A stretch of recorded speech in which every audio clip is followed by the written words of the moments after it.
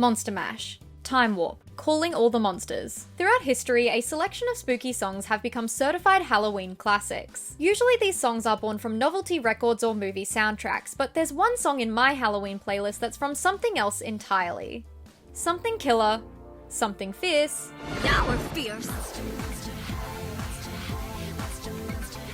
In 2010, Mattel launched Monster High, a doll line unlike anything tween girls had ever seen before. Created by Garrett Sander, a then packaging designer at Mattel, the line introduced a cast of teenage characters who also happen to be the children of legendary monsters and myths. Together they attend the titular Monster High School where they navigate relationships, school life, and the ups and downs of being a monster, all while looking incredibly fashionable. And needless to say, upon its release, this doll line was a massive hit. Monster High quickly became a billion-dollar brand and the second best-selling doll line behind none other than Mattel's other golden girl, Barbie. But alongside the dolls, webisodes, films, books, clothes, and way more, the launch of Monster High also introduced the world to the topic of today's video, Fright Song. Unlike other popular Halloween tracks, Fright Song wasn't born from a movie or the desire to create a seasonal song. It was born from an ambitious multimedia experiment that utilized music, storytelling, and the power of the internet to create an unforgettable anthem for dolls. So what better time than now on this, my most favorite day of the year, and during the 15th anniversary of Monster High, is there to dissect one of my personal favorite creepy classics, Fright Song. Today we'll explore its origins, its evolutions, and its impact on fans and pop culture, diving deep into a beloved yet often underrated Halloween classic. So hold on to your blood bags, pumpkins, and other unnamed Halloween treats, and welcome to the freaky fabulous history of Monster High's Fright Song.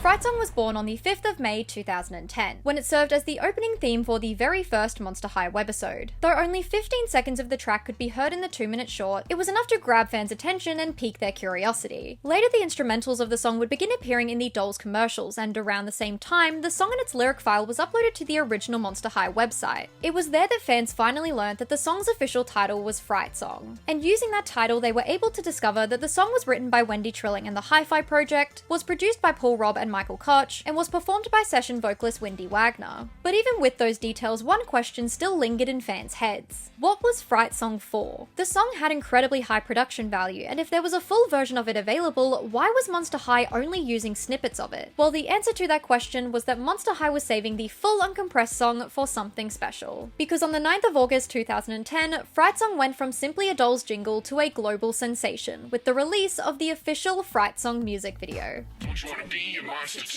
Early in the morning of June 26, 2010, a large group of dancers and filmmakers piled into the Western Technical School in Toronto, Canada to begin filming the Fright Song music video. The video would be directed by Nigel Dick, an extremely prolific and award-winning music video director best known for his work directing small names like Britney Spears, Nickelback, Backstreet Boys, and more. The shoot would ultimately take place over 2 days and include 4 different sets, dozens of different makeup and costume looks, and this wig. And just over a month later, on the 9th of August, the official Fright Song music video would premiere on the Monster High YouTube channel. The music video was a very loosely abridged version of the first Monster High TV special, New Ghoul at School, following the aptly named hero zombie girl, a representation of Frankie Stein, during her first day at Monster High. She initially struggles with making friends and finding her place, but eventually she gets a crush on a cute boy, finds her ghoul friends, and discovers the unity at Monster High, all while participating in multiple dance numbers. I just want to dance at the ballet!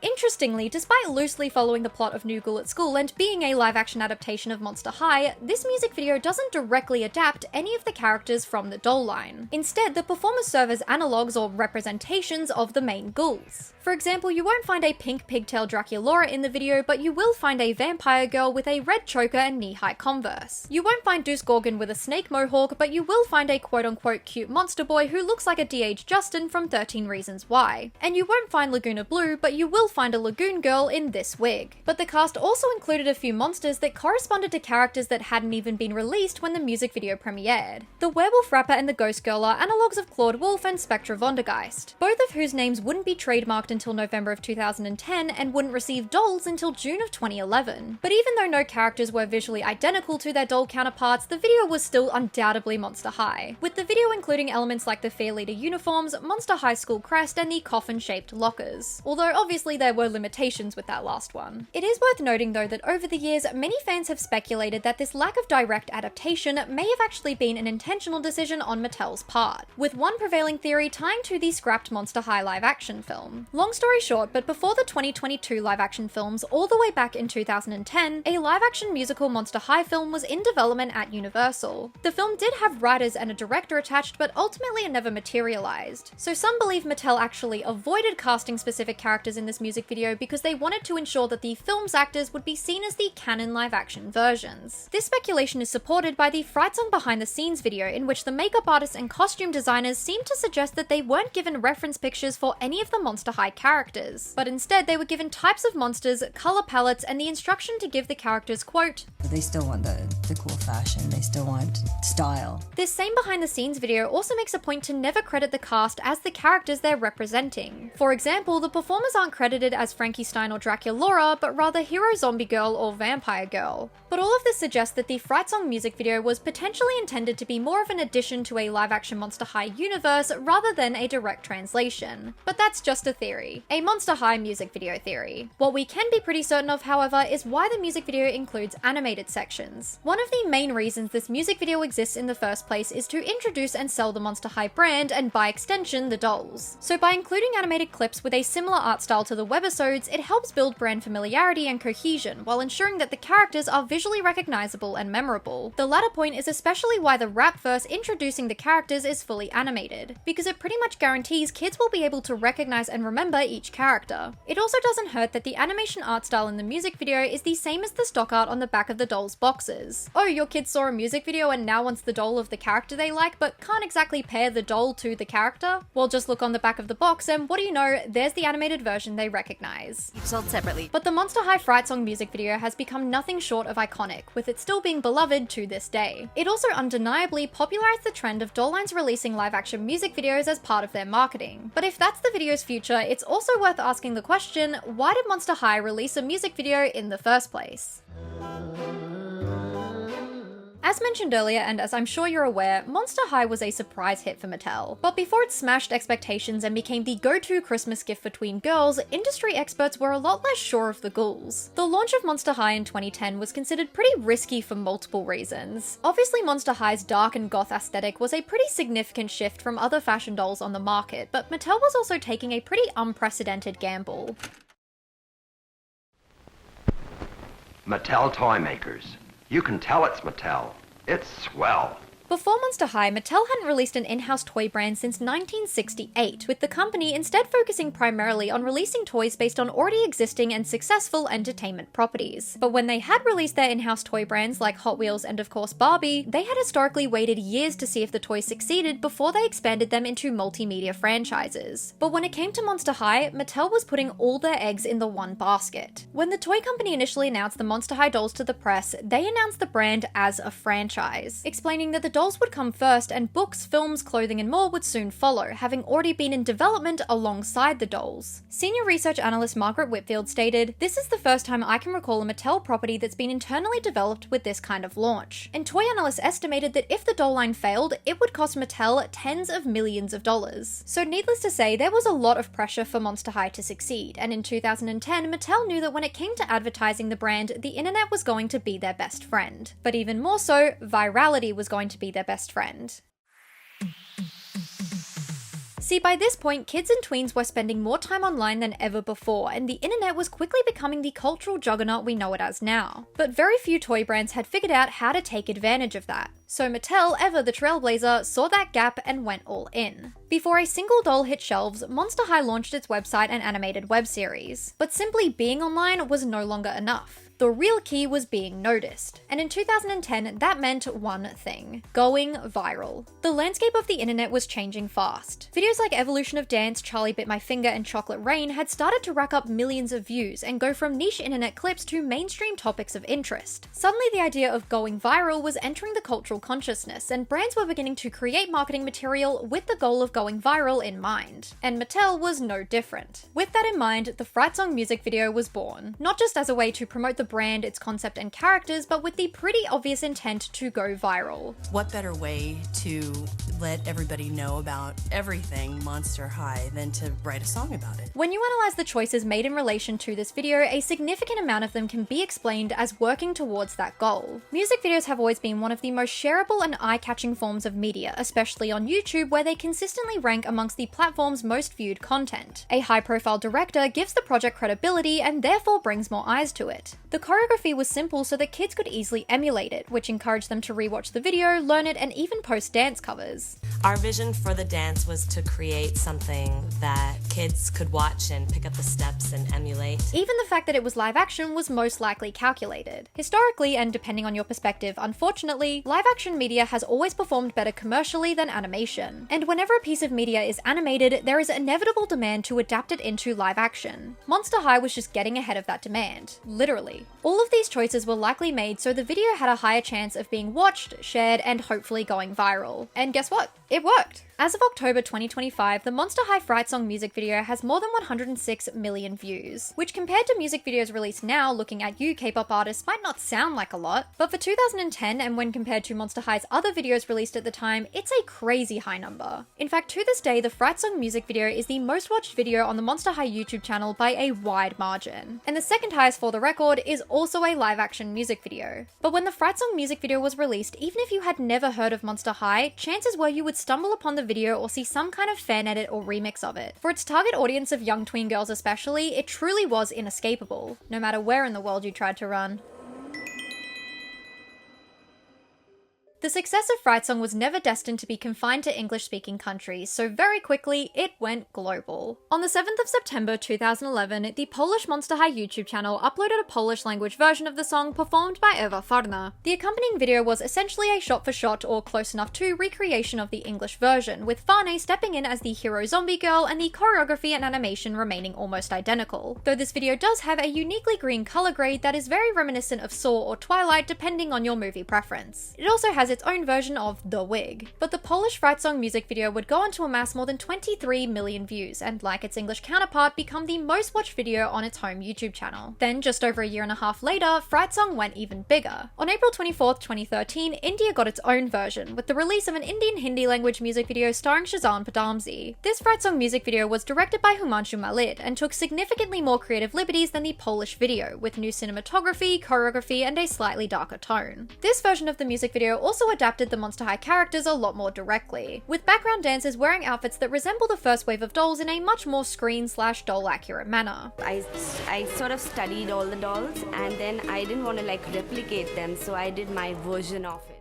Though that costuming detail would be easy to miss considering the lighting in this video is Game of Thrones Season 6 levels of dark. But finally, in October of 2014, Fright Song made its way to Japan, with a Japanese language cover performed by teen idol group Amora Karina and featuring Chu Z. This version of the song served as both the idol group's debut single as well as the theme for Monster High Kawaii Girls, a short anime adaptation of the doll line that premiered on the TXN network the same month. And the accompanying music video was a clear departure from the previous Fright Song videos, replacing live action with footage of the dolls and their anime counterparts in a more direct attempt to promote the then upcoming anime. But it still managed to amass more than 2.4 million views, even without the help of a wig. This global approach to Monster High and Fright Song only amplified the song's success and impact, and before long, Fright Song had become a key part of the Monster High brand. But of course, just because something is iconic and beloved doesn't mean it's immune to change, and at this point, it seemed like Mattel was ready for one.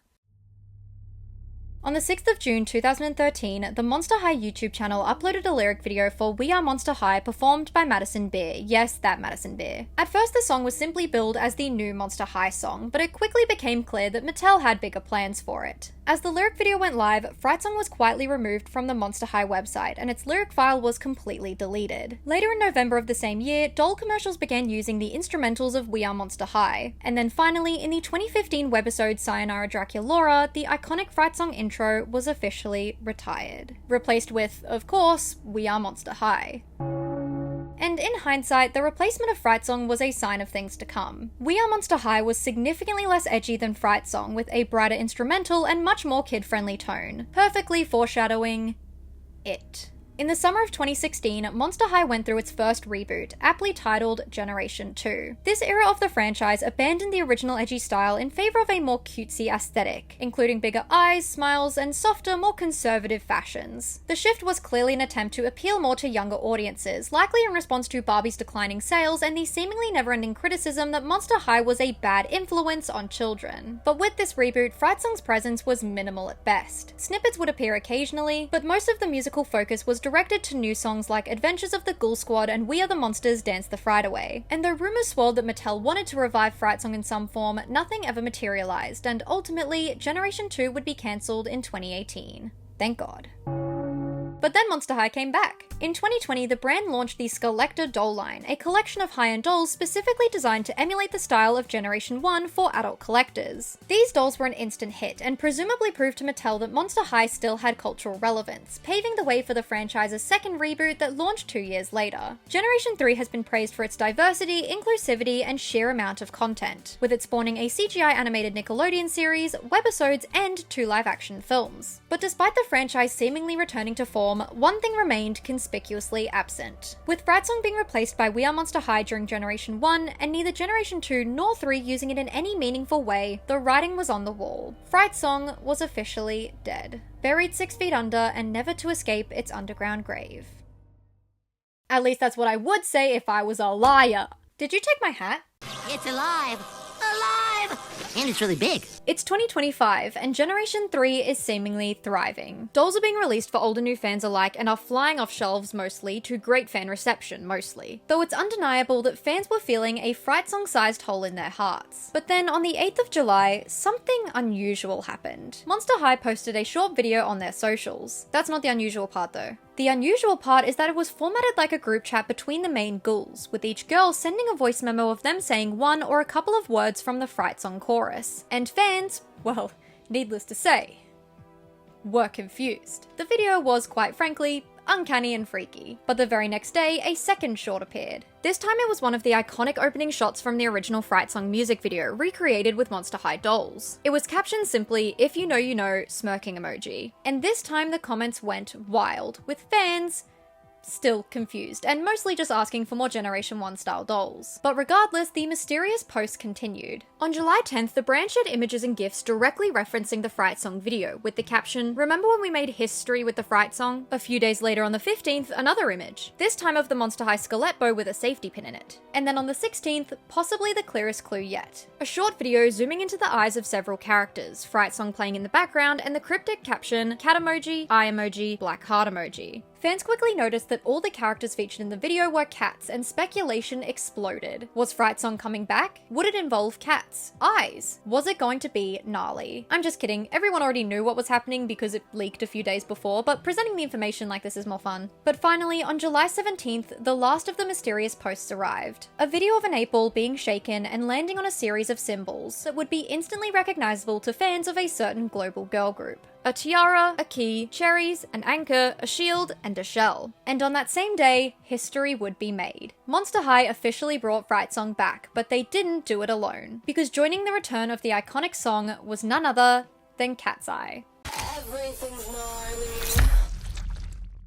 After 10 years of effectively being missing in action, on the 17th of July 2025, Fright Song finally clawed its way back to life. And this wasn't a remix or a half-assed anniversary release, this was a full-scale reimagining, taking the iconic Fright Song that fans knew and loved and updating it for modern audiences. The updated song was produced by Count Baldur and performed by Katseye, the 6-member girl group that has taken the world by storm since their debut in 2024. It keeps much of the original song's DNA, including its overall structure and instantly recognizable chorus and bridge, but sonically, the 2025 version is very different. The production leans heavily into modern pop trends, being more bass-driven with punchy percussion and significantly less synths in the chorus. But those changes, as divisive as they are amongst fans, allow the song to sit comfortably in Katseye's own discography, as well as the modern pop scene, which was presumably the goal. But the reimagining didn't stop at the instrumental, because this version of Fright Song also has some interesting lyric changes. Some of the lyrical bite of the original has been softened in this version, with any references to death or dying being completely removed removed and words like freaky and bizarre being replaced with more generic lines about confidence and community, though the most notable change comes in the rap verse. What was originally a roll call of the franchise's main characters has been completely rewritten to a more subtle and conceptual exploration of Monster High and some of its themes, which makes sense because this version of Fright Song didn't have to do the heavy lifting of introducing the brand and its characters for the very first time. But of course, a new Fright Song wouldn't be complete without a new music video.